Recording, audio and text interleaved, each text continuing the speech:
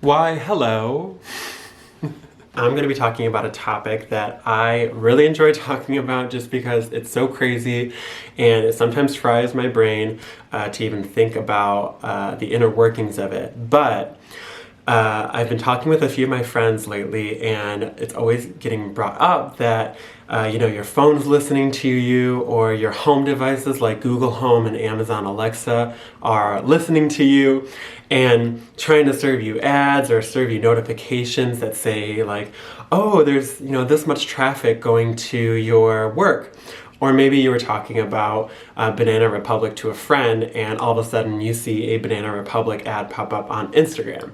So, coming from the advertising world, which a lot of this ties to, I believe, I have a lot to say about it. To start, I'm going to go into what I believe is the way that these companies track your audio. So, when I worked in advertising, there were a few companies that came to me and my team and said, hey, we have, these apps that listen in on people or track their movements that allow us to serve them ads at certain time periods of the day or just when they're doing certain activities. So I don't know if you're familiar with this, which you probably have seen this, but you've probably seen in apps where it says, can we use your microphone? And you might tap like only when using the app or all the time. And it says, will you allow us to use your camera only using the app or all the time? And if you do select all the time, you're giving that app permission to use your audio, whether you're recording it or not, I believe. And that's typically how they would get audio data. Or for this one app, they tapped into your phone's gyroscope. So if you ever said, yes, this phone's allowed to use my gyroscope, then it would track your movement that way, just like a Fitbit would or an Apple Watch. This is how they get the data initially, and this is why you might see an ad for Banana Republic after talking to it with your friends. Now, I'm pretty sure that Facebook, Instagram, YouTube, all those big guys like Google are listening into that, especially with the home devices. So my next point to bring up is that they also get the data through things like your home devices, which, if you notice, are always plugged in and are not off of a charge or a battery. This is because they don't want them turning off. They want them constantly on. Even right now, my Google Home is probably recording what I'm saying, and who knows, maybe the Google, I don't know, people for technology will come after me. I don't know, but they use it.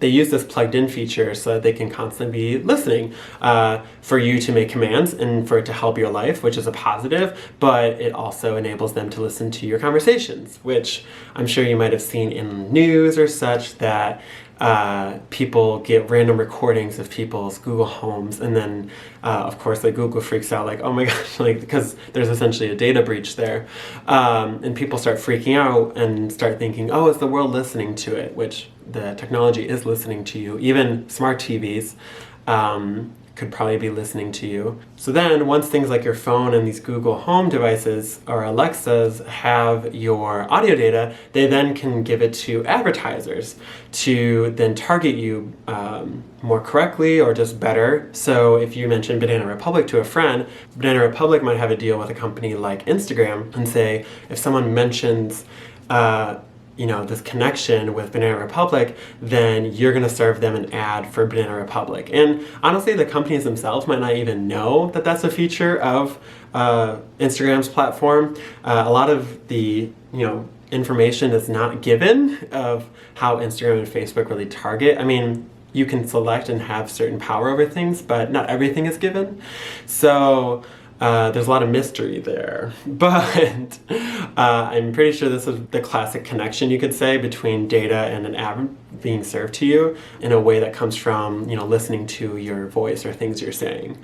You might be a little bit creeped out right now, and I know I initially was when I found out that this was even a thing, but the thing about it is that you do have small amount of control right now, and that you either use apps that, don't have that feature, or that you say, no, you don't have permission to do this, even though a lot of apps just don't let you use it unless you give them permission, which I don't think is right.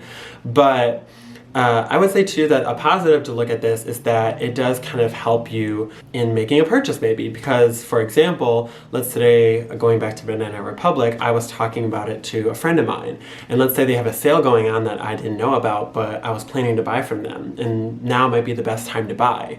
Then Banana Republic might have a deal to where if I'm talking about it with a friend, something goes into the machine of their advertising, and what pops out is an email notification being sent to me that says, Banana Republic has 50% off going on site-wide right now.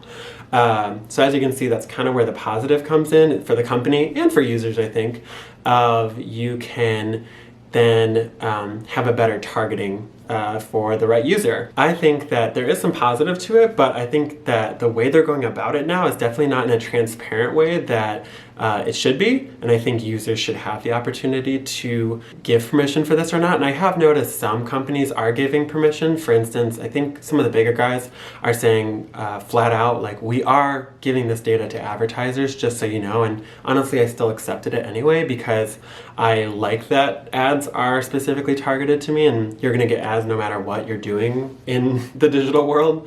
So I think it sometimes is the benefit to just allow it, but at the same time too, I completely understand people not wanting it. So I think that more laws need to get passed that don't enable companies to take people's data without them knowing about it.